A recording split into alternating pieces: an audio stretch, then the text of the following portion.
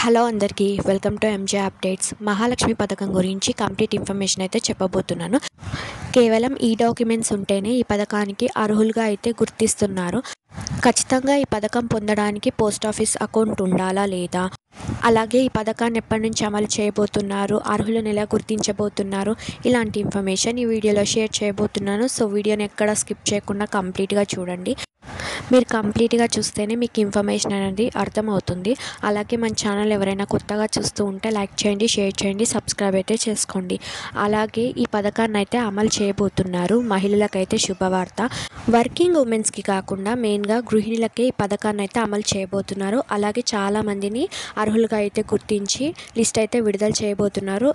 అలాగే ఆన్లైన్లో మన స్టేటస్ని కూడా చెక్ చేసుకోవచ్చు మహాలక్ష్మి పోర్టల్ ద్వారా. ఈ పథకానికి మెయిన్గా తెల్ల రేషన్ కార్డు ఉన్న మహిళలనే అర్హులుగా అయితే గుర్తిస్తున్నారు.